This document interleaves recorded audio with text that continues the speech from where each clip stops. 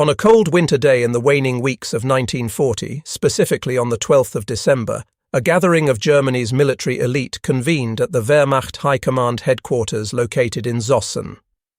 The purpose of this meeting was to review what German intelligence believed to be a comprehensive and accurate assessment of the United States to produce military equipment should they enter the war that was already consuming Europe. Colonel Walter Warlimont, who served as the Deputy Chief of Operations, stood before the assembled generals and staff officers to present findings that his department had meticulously compiled over many months of intelligence-gathering operations conducted across the Atlantic. The intelligence report that Warlimont presented that December day painted a picture of American industrial capacity that the German military establishment found entirely believable and even reassuring. According to the data that German agents and analysts had collected, the industrial infrastructure of the United States was fundamentally oriented toward the manufacture of consumer products rather than military hardware. The factories scattered across the American landscape produced automobiles for civilian use, household appliances, commercial goods, and various items designed for peacetime consumption. The idea that these facilities could be rapidly converted to produce tanks, aircraft, artillery pieces, and ammunition struck the German analysts as deeply problematic, if not entirely impossible, within any reasonable time frame. Furthermore, the German intelligence assessment highlighted what they perceived as critical weaknesses in the American industrial workforce. The men employed in American factories had spent their entire careers manufacturing civilian goods. They understood how to build refrigerators and automobiles for the consumer market, but they possessed virtually no experience with the specialized techniques, precision requirements, and quality standards demanded by military production. Training this workforce to manufacture weapons would require years, or so the German analysis concluded. Even more revealing in the eyes of German military intelligence was the fact that American contingency planning documents referenced the potential employment of women in industrial facilities should the nation enter the war. To the German mindset, shaped by Nazi ideology that relegated women strictly to domestic roles centered on children, kitchen, and church, this reliance on female labor represented not pragmatic planning, but rather a fundamental admission of weakness. A nation that needed to put women into factories was a nation that lacked sufficient male industrial capacity.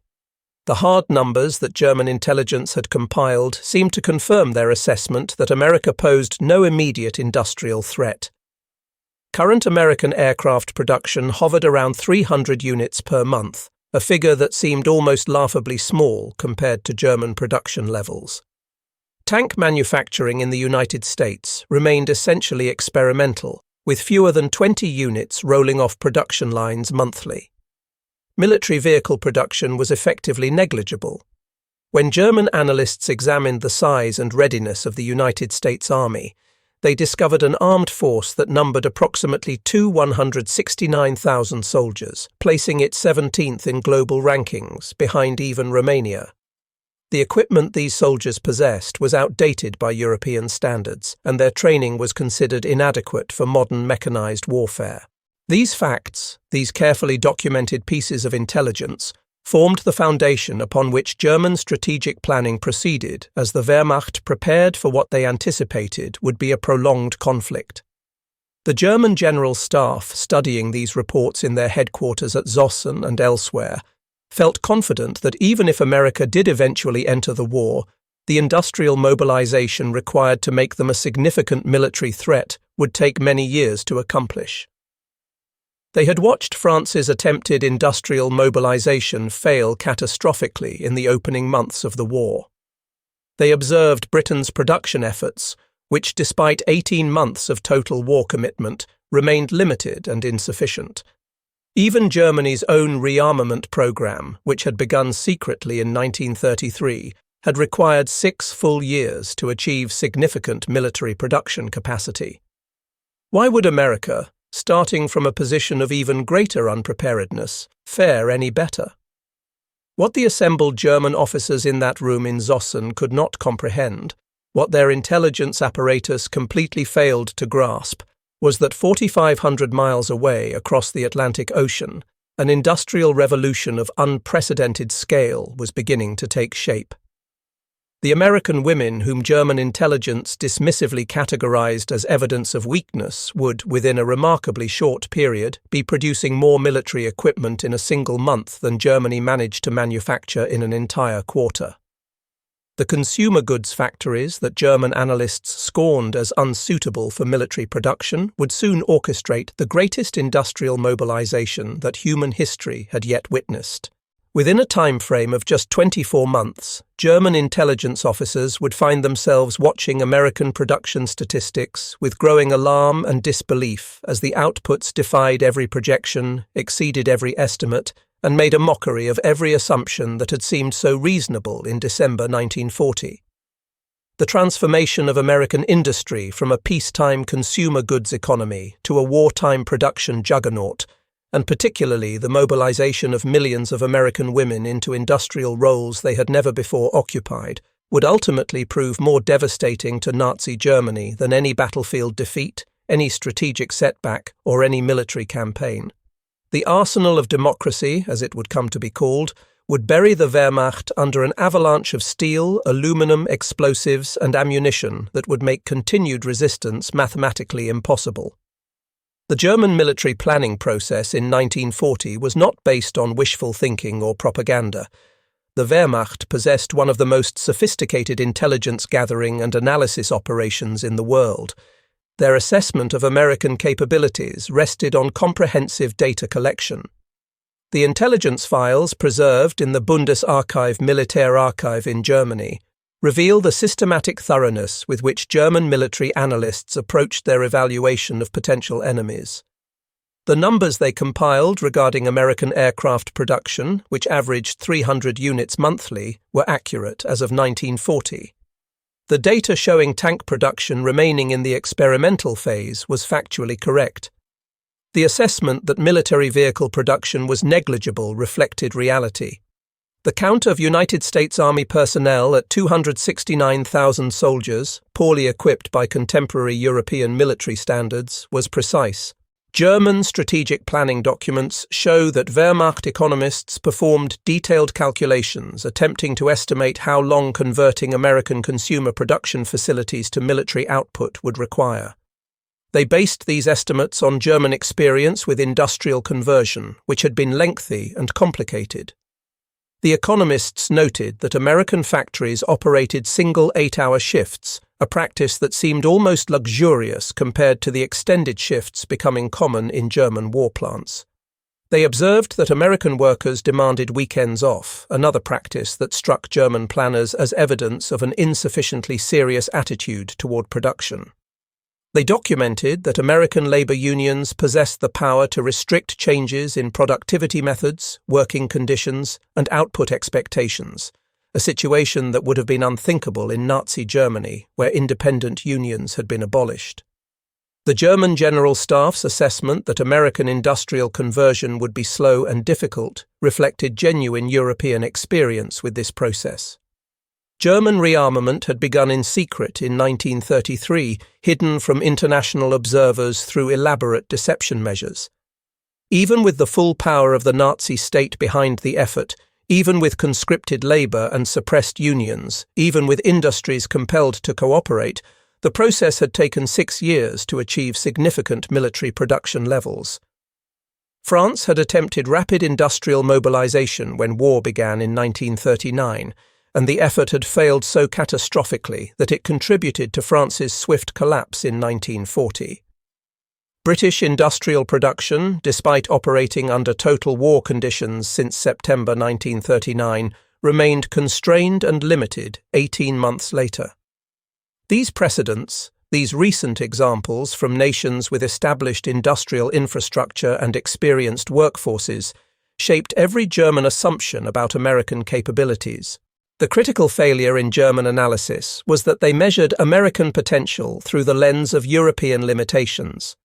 Their framework for understanding industrial capacity was built on European experience, European social structures, European labor practices, and European technological approaches. They could not conceptualize an industrial system that operated according to fundamentally different principles. The idea of training millions of workers in mere weeks rather than years seemed impossible. The notion of constructing entirely new factories from empty fields in a matter of months appeared fantastical. The concept of motivating workers through patriotic volunteerism rather than state coercion struck them as naive. Most critically, most catastrophically for German strategic planning, they could not imagine that American women, lacking any industrial experience whatsoever, would master precision manufacturing techniques faster than trained German workers who had spent years learning their trades through traditional apprenticeship systems.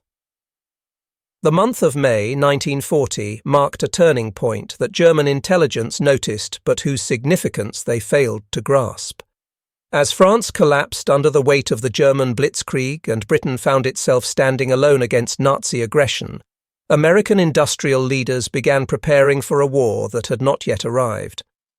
President Franklin Roosevelt's call for the production of 50,000 aircraft annually, a figure that seemed astronomical by 1940 standards, triggered revolutionary changes in how American manufacturing enterprises approached their work.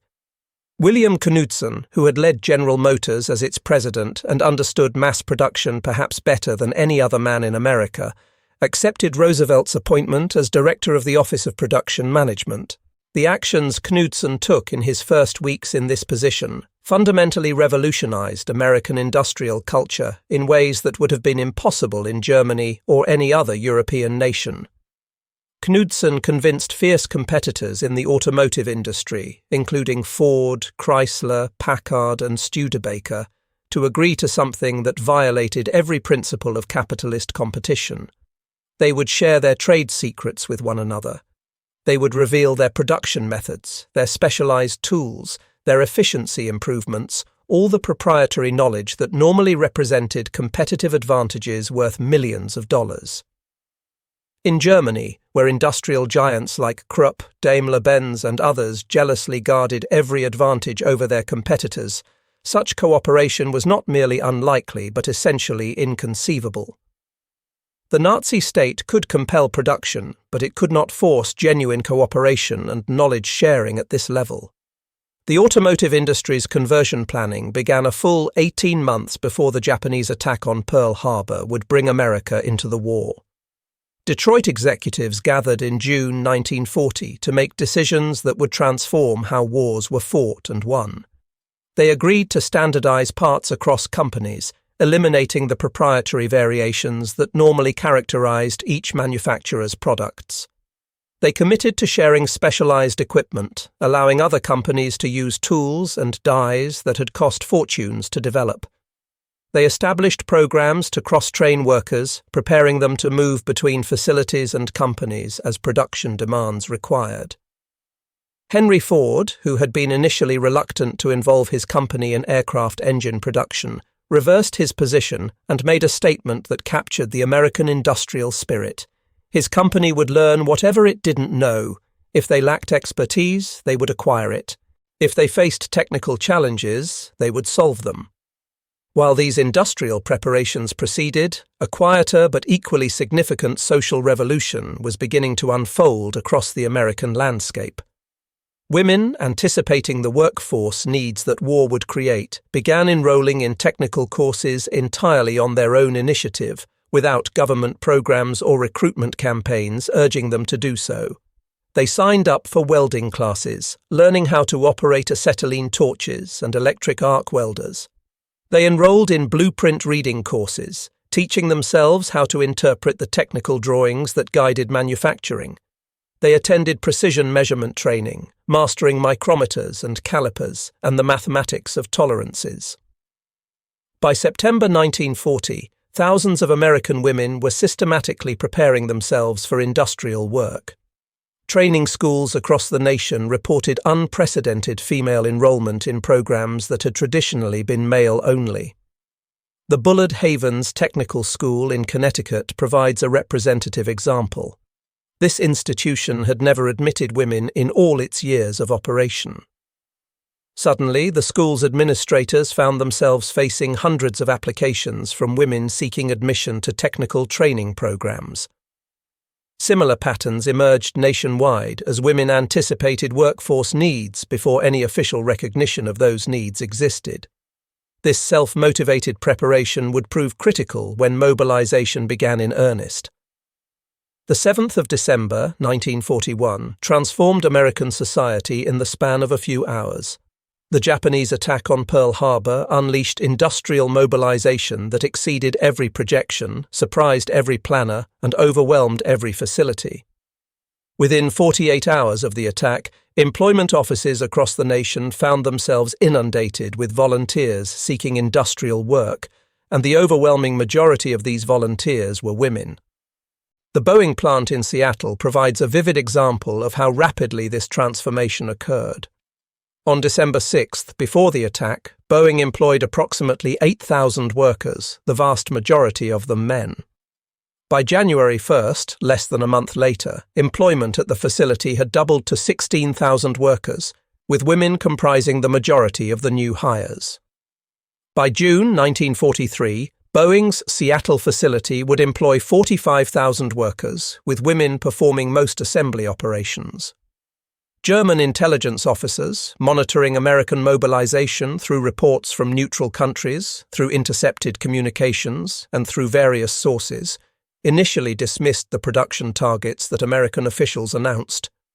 When the United States declared plans to produce 60,000 aircraft in 1942 and 125,000 aircraft in 1943, German analysts whose nation produced 12,000 aircraft annually declared these figures to be propaganda, impossible exaggerations designed to boost American morale and frighten the Axis powers. What these German analysts failed to understand was that American industrial engineering had undergone a revolution in the preceding decades that had no parallel in Europe. Frederick Taylor's principles of scientific management, which had been refined and perfected by Charles Sorensen at Ford Motor Company, broke complex manufacturing processes into simple, repeatable tasks that could be learned quickly. Instead of training a worker to build complete components from start to finish, which required extensive knowledge and experience, American factories trained workers to perform specific operations. A woman might learn to drill 6 precise holes in a particular component. Another might learn to install specific rivets. A third might learn to attach particular cables.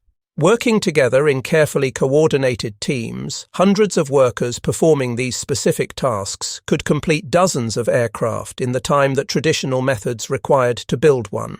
By March 1942, just 4 months after Pearl Harbor, American factories were achieving production rates that challenged German comprehension. The Willow Run plant, which had not even existed 12 months earlier, was nearing completion on land that had been farmland before construction began. The facility occupied 3.5 million square feet under a single roof, designed to employ 42,000 workers producing B-24 Liberator bombers. It would become the largest factory building in the world, a single integrated production line that stretched for more than a mile. German intelligence assessments from the spring of 1942, preserved in archives, show systematic rejection of American production claims that were, in fact, accurate. Wehrmacht production experts performed calculations demonstrating that producing a 4-engine heavy bomber required a minimum of 4,000 skilled man-hours using German production methods. American claims that they would eventually achieve production intervals of 63 minutes per bomber were dismissed as not merely optimistic, but mathematically impossible.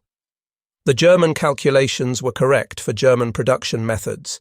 What they failed to grasp was that American production methods were fundamentally different. At Willow Run, revolutionary production techniques were achieving unprecedented efficiency.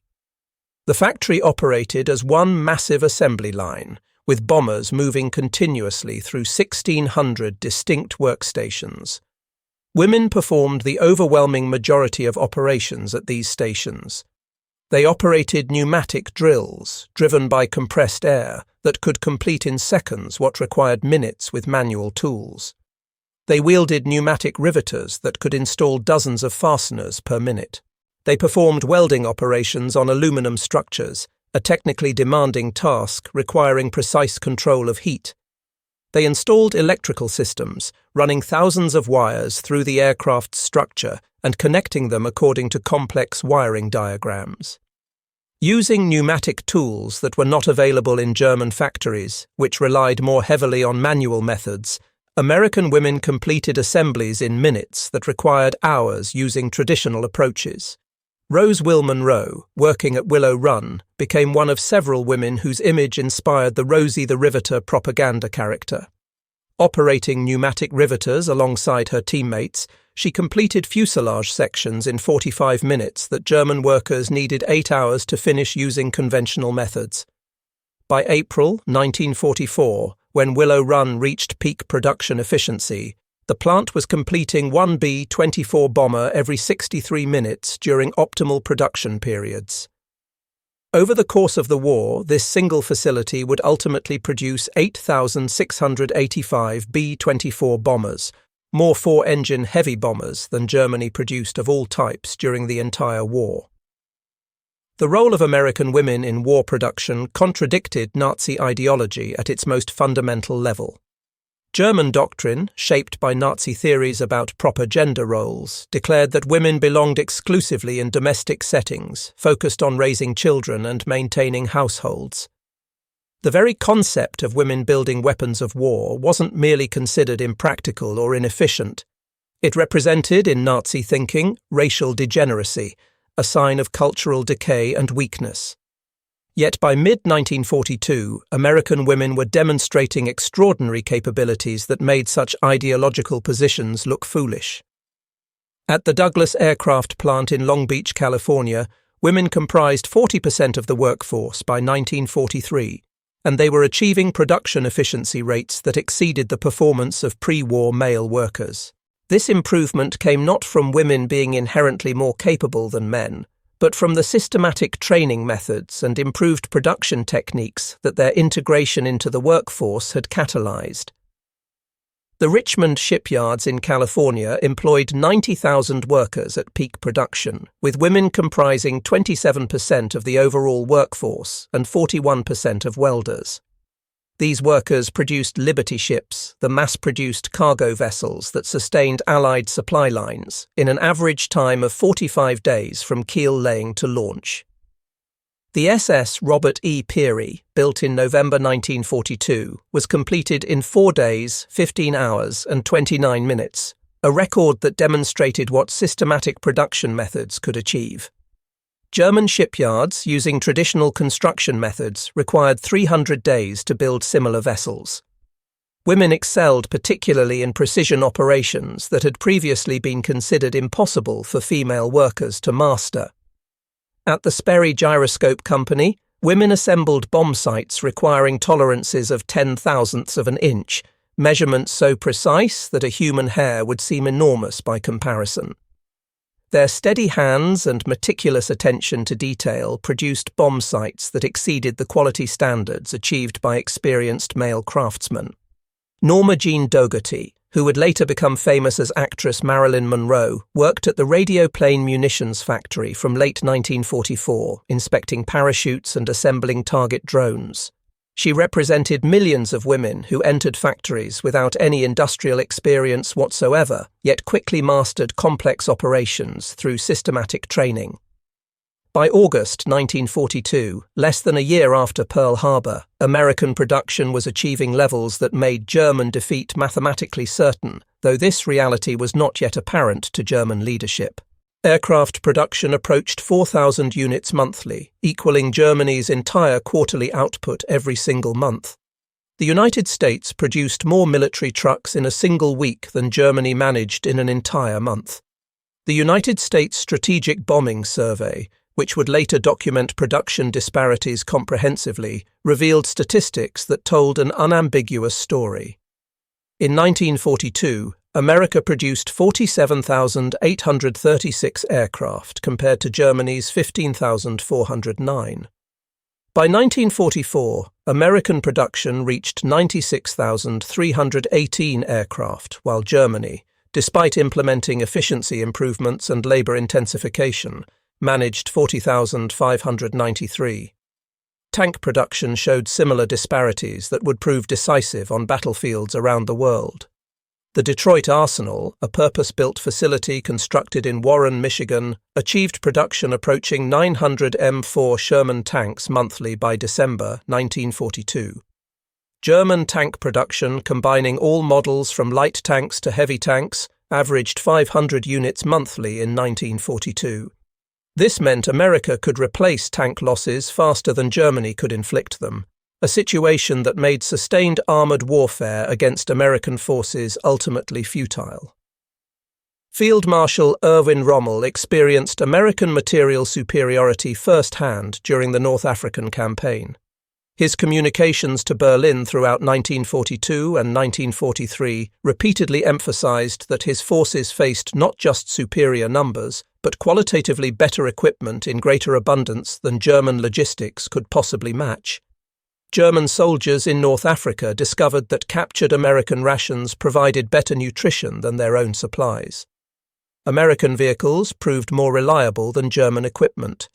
American weapons fired more frequently because ammunition was plentiful rather than rationed.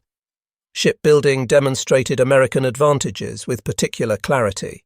Henry Kaiser's shipyards revolutionized ship construction by applying automotive industry mass production techniques to a process that had traditionally been craftwork. Women welders replaced traditional riveters, and welding reduced construction time substantially while producing stronger hulls. Components were prefabricated at locations far from the shipyards, then transported to the yards for final assembly at unprecedented speed.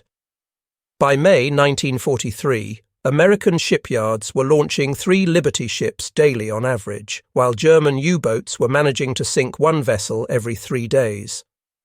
Admiral Karl Dönitz, commanding Germany's submarine fleet, eventually withdrew submarines from the North Atlantic, conceding that American production had defeated the U-boat campaign. The Germans were sinking ships, but America was building replacements 3 times faster than they could be destroyed.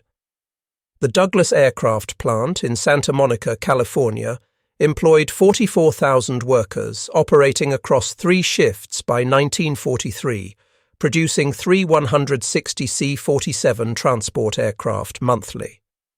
This exceeded the size of Germany's entire military transport fleet.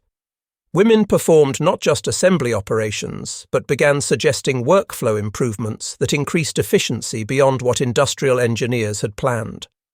Their contributions increased output while simultaneously improving quality through systematic refinements based on direct production floor experience. American aircraft production achieved mass production volumes while maintaining quality standards that matched or exceeded handcrafted approaches. Every component underwent rigorous testing and inspection. Multiple quality control checkpoints ensured that problems were caught and corrected.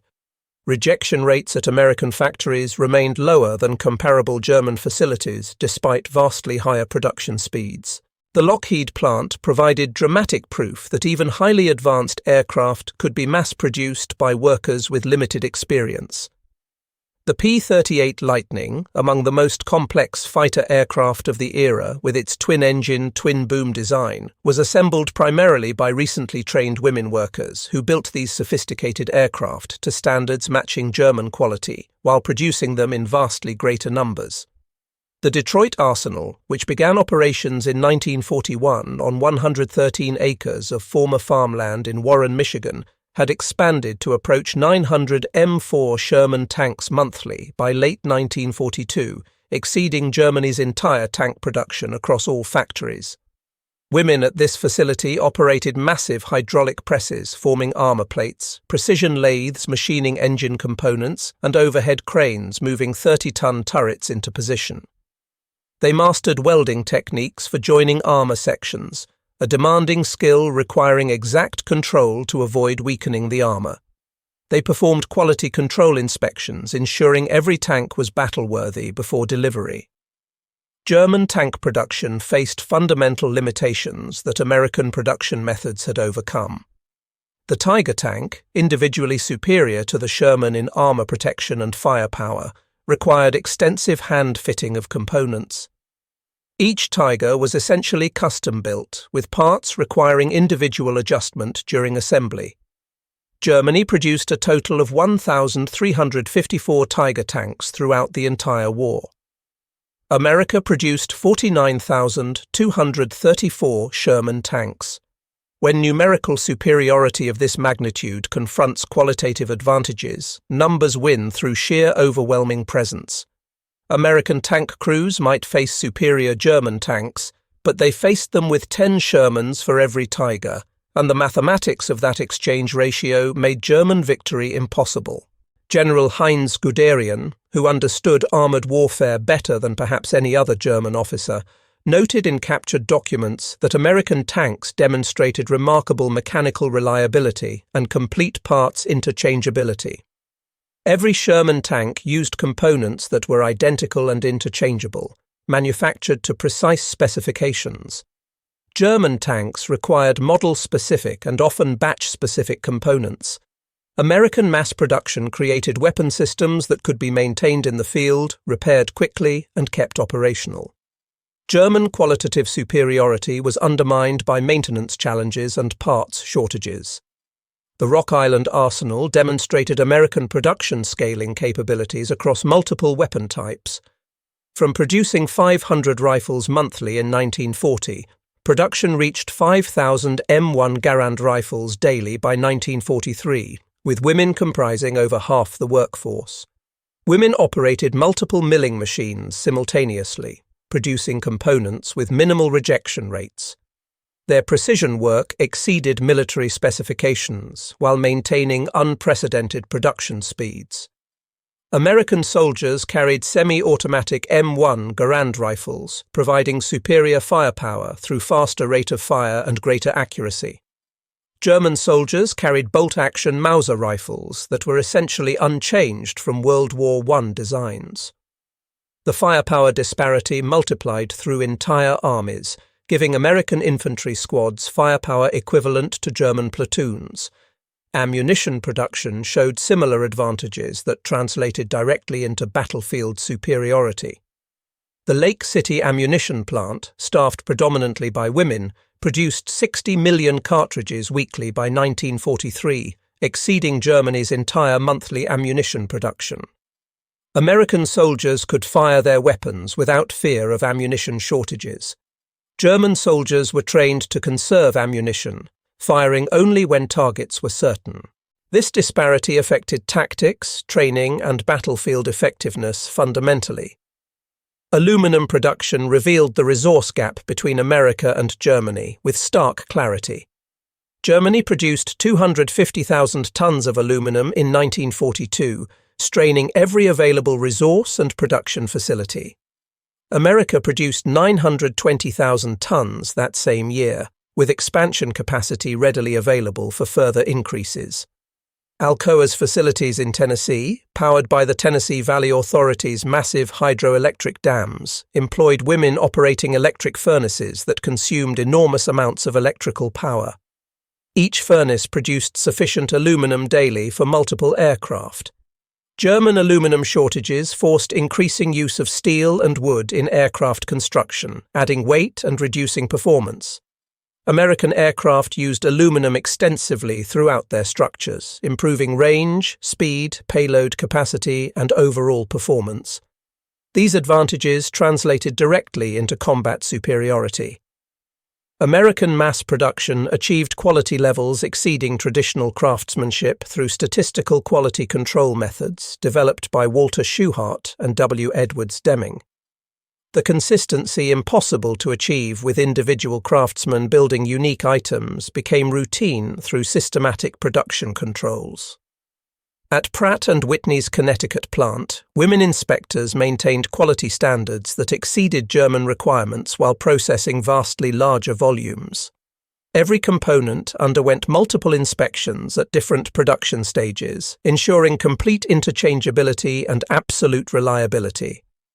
Packard Motor Company, building Rolls-Royce Merlin engines under license from Britain, actually improved the British designs through American production engineering methods. American-built Merlin engines exceeded original British specifications while being produced at rates the British factories could not approach. This improvement through production engineering was characteristic of American manufacturing, where the process of scaling up production volumes typically led to quality improvements rather than compromises.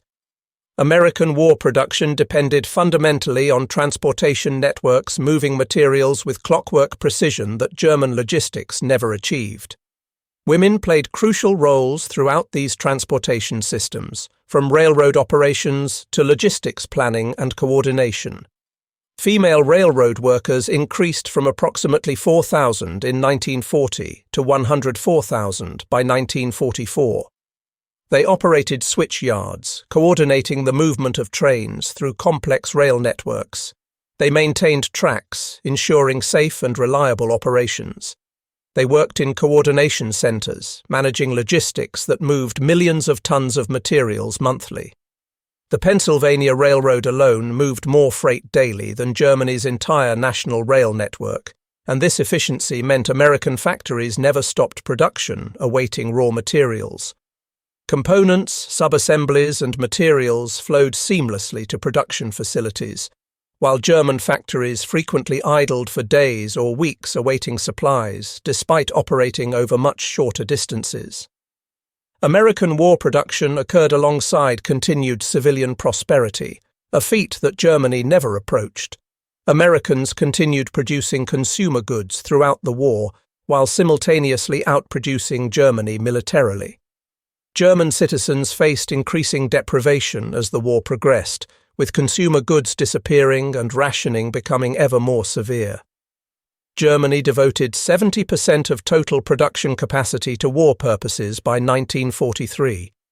American military production never exceeded 40% of total output while achieving superior military equipment production. The difference was productivity per worker, where American approaches achieved output levels that German methods could not match. American workers achieved extraordinary output through systematic efficiency improvements that were continuous rather than episodic. Time and motion studies identified wasted movements and unnecessary steps. Production line refinements eliminated bottlenecks and improved workflow. Worker suggestions were actively solicited and frequently implemented, creating continuous improvement driven by those closest to actual production. Women working at repetitive tasks often identified efficiency improvements that engineers had missed, and American management listened to these suggestions in ways that German hierarchical structures would never permit. Submarine construction provided another example of American productive superiority. Traditional submarine building was slow, careful work requiring extensive expertise. American shipyards applied mass production principles to submarine construction, training inexperienced workers, including many women, to build complex vessels through systematic assembly procedures. Women worked in areas that had been considered impossible for female workers, operating in confined spaces within submarine hulls. Their ability to work effectively in restricted areas actually increased construction speed substantially because they could access locations that larger male workers found difficult to reach. American submarine production exceeded German U-boat construction by 1943, despite starting from a much smaller base. American submarines were larger, more capable, longer ranged, and better equipped than German U-boats. The vessels that would devastate Japanese merchant shipping throughout the Pacific were built by workers who had never seen a submarine before entering the shipyards, trained through systematic methods that broke complex construction into manageable tasks. Radar and electronics production showcased American manufacturing advantages with particular clarity. At Raytheon and similar facilities, women assembled complex radar units in quantities that Germany could not remotely approach. American radar production reached thousands of sets monthly by 1943, equipping every naval vessel, many aircraft, and numerous ground installations. German forces possessed limited radar sets allocated to entire sectors, while American forces enjoyed radar coverage at tactical unit levels. Western Electric, employing predominantly women in their facilities, produced 100,000 military radios monthly by 1944. American forces enjoyed communication superiority at every organizational level, from squad radios that allowed tactical coordination impossible for German forces, all the way up to strategic communication networks linking headquarters across continents and oceans. The Holston Ordnance Works in Tennessee employed 40,000 workers, 70% of them women, producing RDX explosive for military applications. This single facility produced more high explosives in 1943 than Germany managed throughout the entire war across all facilities. Safety procedures at Holston exceeded German standards despite working with extremely dangerous materials. Women achieved better safety records than traditional munitions workers through systematic safety procedures and comprehensive training, all while handling materials that could explode catastrophically from the slightest error. American artillery units in Europe fired unlimited preparatory barrages before attacks, suppressing German positions with overwhelming volumes of high explosive shells. German artillery units were forced to conserve ammunition, firing limited supporting barrages that were insufficient to suppress well-defended positions effectively.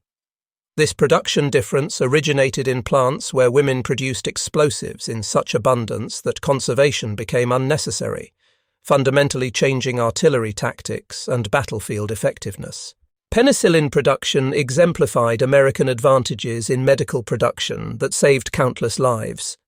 From producing enough penicillin for perhaps 100 treatments in 1942, American pharmaceutical plants scaled production to sufficient quantities for 100,000 treatments monthly by 1944. German soldiers continued dying from infections that penicillin cured routinely. American medics treated wounded soldiers with antibiotics that German military medicine simply did not possess in adequate quantities. Surgical instrument production increased dramatically between 1941 and 1944 in American factories.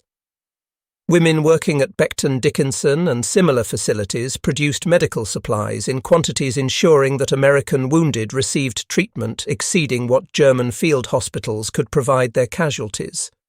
Blood plasma production, organized through the Red Cross with predominantly female workers collecting, processing and distributing plasma, saved countless lives through transfusions that German medicine performed far less frequently due to supply limitations.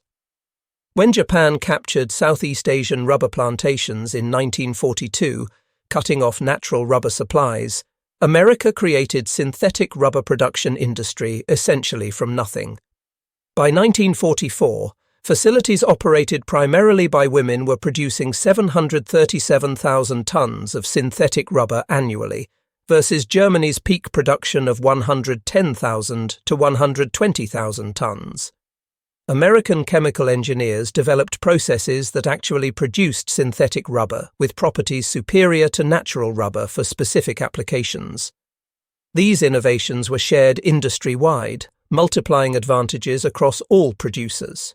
German vehicles failed frequently due to inadequate tires, while American vehicles operated continuously with spare tires available in millions. The Quartermaster Corps documented that American forces were the best equipped military in human history. Women working in textile mills produced 100 million uniforms, 500 million pairs of socks, 60 million boots. At parachute production facilities, women performed sewing operations with extraordinary precision, where accuracy literally meant the difference between life and death for airborne soldiers.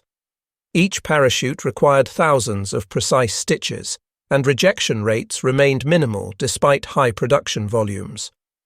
German soldiers faced Russian winters wearing summer uniforms because production and logistics could not supply adequate winter clothing. American soldiers received specialized clothing for every climate and environment from Arctic to tropical conditions. The difference originated in textile mills, where women produced proper equipment that was distributed universally rather than rationed inadequately. Radio production demonstrated how mass production could be applied to sophisticated electronics.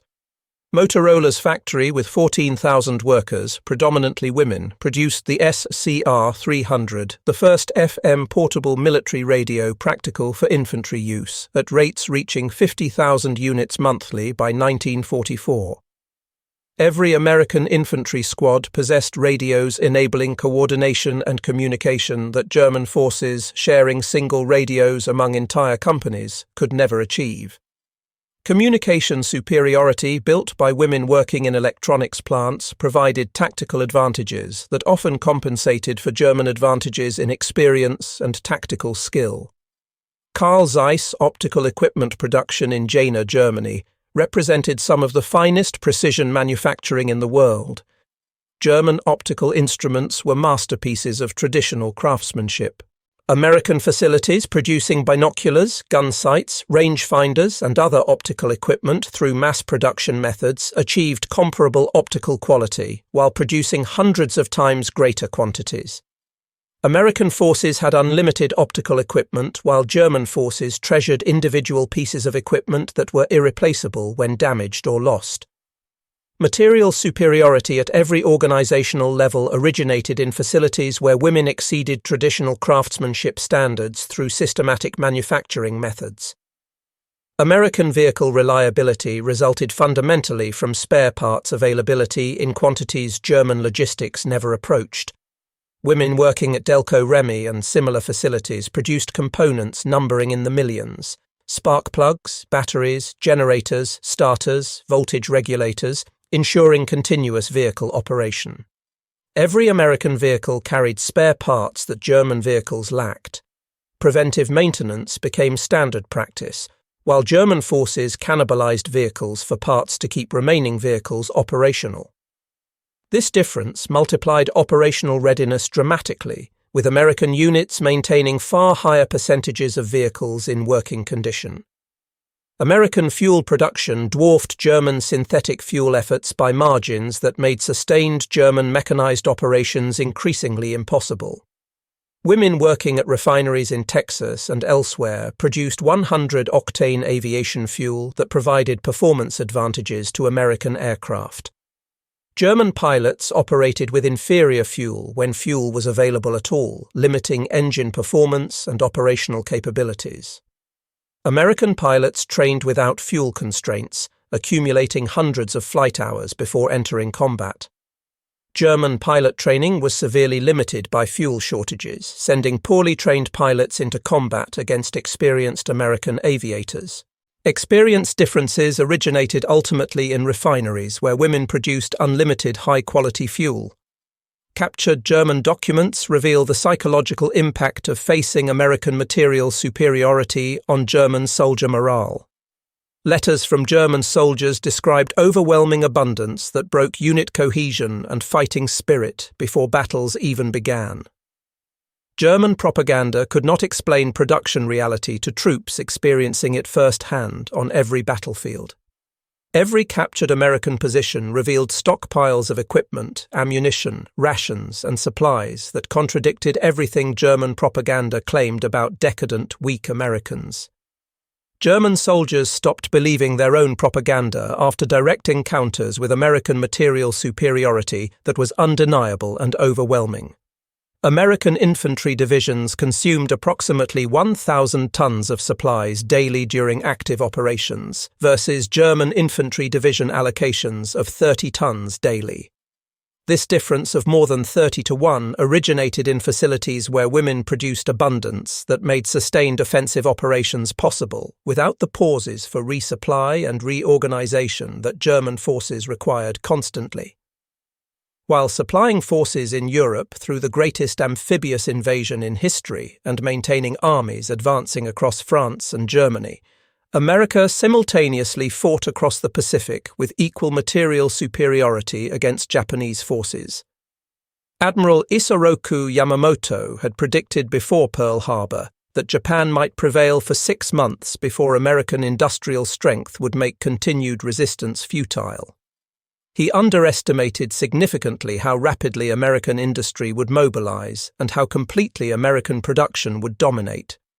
Essex-class aircraft carrier production exemplified American shipbuilding capacity. These 27,000-ton vessels were built in approximately 20 months from keel laying to commissioning versus Japanese construction times of 4 years for comparable carriers. America built 24 Essex-class carriers during the war. Japan managed to complete 6 fleet carriers throughout the entire war. Women working at Newport News shipbuilding and other facilities built these massive, complex warships using production assembly methods that treated ship construction as mass manufacturing rather than individual craftsmanship. By 1944, American bomber production enabled the 8th Air Force to mount 1,000-plane raids against German targets, a scale of aerial assault that made mockery of German air defenses. The 8th Air Force alone operated more 4-engine heavy bombers than Germany's total wartime production across all bomber types. Women at Boeing, Consolidated, Douglas and North American produced 96,318 aircraft in 1944. Germany managed 40,593 aircraft, despite implementing efficiency improvements and using slave labor. Air superiority's arithmetic was manufactured in American factories by American women. German intelligence throughout 1943 and 1944 consistently underestimated American production because their analytical framework could not conceptualize women as truly skilled workers capable of precision manufacturing. Nazi ideology's social assumptions prevented German analysts from understanding reality even when accurate reports reached Berlin. Post-war analysis of German intelligence files reveals systematic rejection of accurate production reports because analysts believed the reported figures must be inflated or impossible. When field reports described specific production numbers that seemed extraordinarily high, headquarters analysts typically reduced the figures substantially before incorporating them into assessments, believing that actual production with predominantly female workforces could not possibly reach reported levels. German field commanders knew better from direct battlefield experience.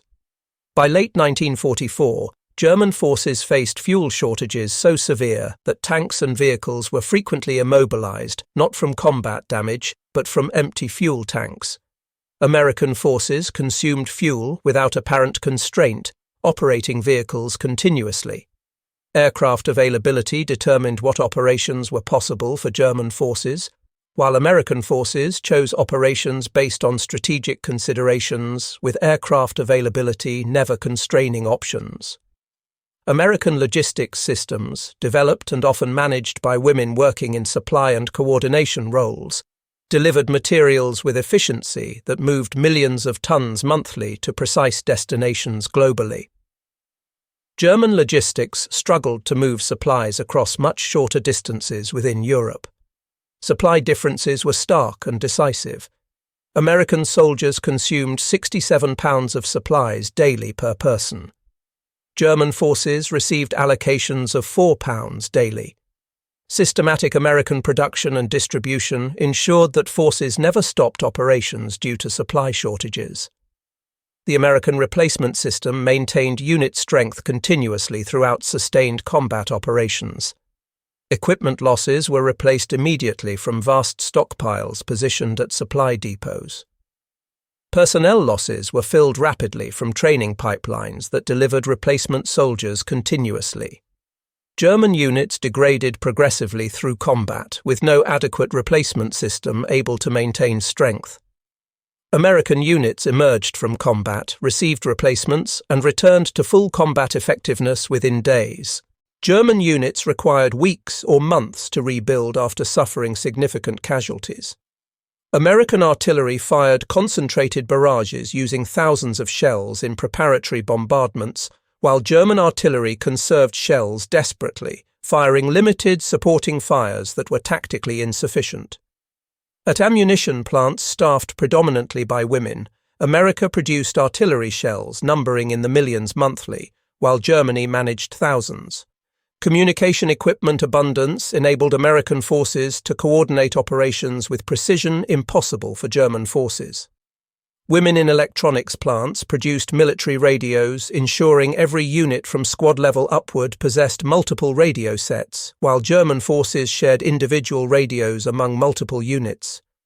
American wounded survived at extraordinary rates through medical supplies produced in such abundance that every level of medical treatment from frontline aid stations to rear area hospitals was fully equipped.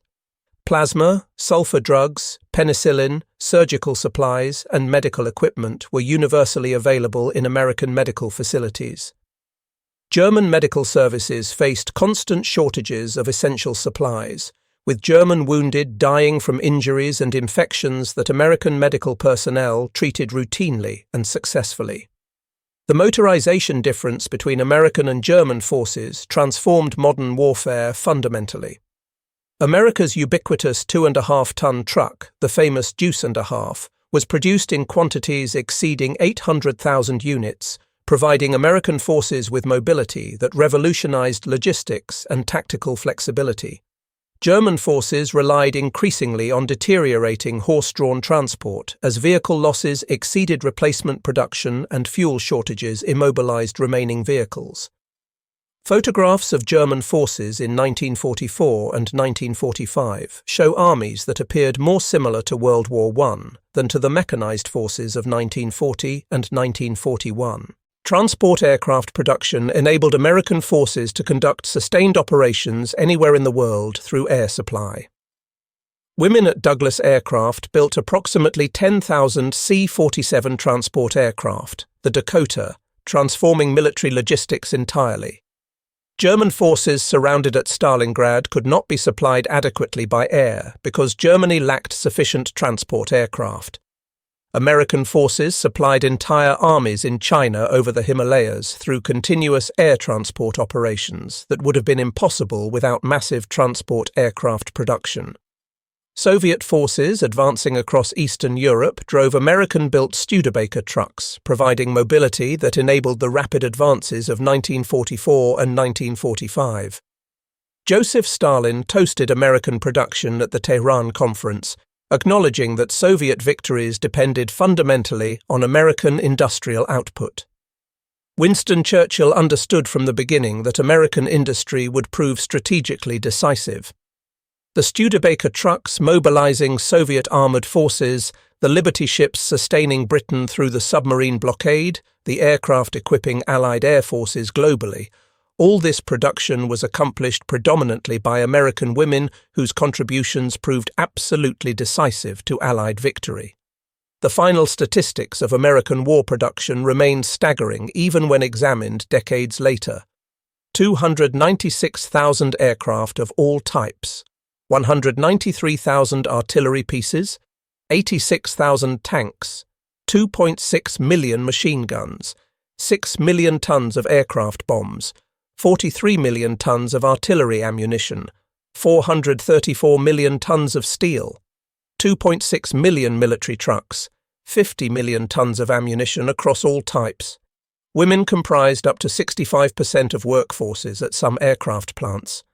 40% of workers at certain shipyards were women. 55% of ammunition plant workers were women. Their productivity exceeded every projection made before the war, exceeded every estimate made during the war's early months, and ultimately produced material abundance that made Axis defeat mathematically inevitable. United States Strategic Bombing Survey interviews conducted with German military and industrial leaders after the war revealed unanimous German acknowledgement that American production capacity, particularly the productivity of women workers, made German victory impossible from 1943 onward, regardless of German tactical successes or strategic initiatives. Field Marshal Albert Kesselring stated in his interrogation that American material superiority made German tactics irrelevant, that no amount of tactical skill could overcome the simple arithmetic of facing forces equipped with unlimited supplies, facing German forces rationing everything. Colonel General Heinz Guderian testified that Germany lost the war fundamentally to industrial capacity disparity rather than military defeat on battlefields, that the Wehrmacht was buried under American production rather than defeated by Allied strategy. The German underestimation of American production capacity, and most specifically their dismissal of women's industrial capabilities, proved to be the fatal strategic miscalculation that sealed Nazi Germany's fate. The women who built this victory transformed American society permanently beyond any possibility of return to pre-war limitations. Having proven capabilities equal to men in every aspect of industrial production, having demonstrated that gender provided no meaningful predictor of technical capability or productive potential, women refused to return quietly to pre-war social constraints after victory was achieved. The productivity methods that women workers developed and refined became foundations for post-war American prosperity and economic dominance. Their individual contributions, whether Rose Monroe riveting at Willow Run, or the thousands of women working at Douglas and Boeing plants, or the welders at Richmond shipyards, or the millions of others whose names were never recorded, combined to create what President Roosevelt termed the arsenal of democracy. Each woman represented millions whose work proved strategically and tactically decisive to victory. American motivation and industrial methods achieved what German coercion and slave labor could never approach. Women worked for victory, certainly, but also for wages that provided economic independence and for pride in demonstrating capabilities that society had previously denied them opportunity to prove. They achieved productivity through systematic training, continuous improvement, and genuine motivation that forced labor could never remotely approach regardless of brutality employed to compel it. The production methods developed through women's wartime industrial participation revolutionized global industry permanently. Breaking complex manufacturing tasks into steps that could be learned quickly and mastered through practice originated in facilities where women proved that traditional lengthy apprenticeships and craft expertise were unnecessary for producing quality products. Mass production achieving handcrafted quality standards through systematic methods was demonstrated definitively in American wartime factories.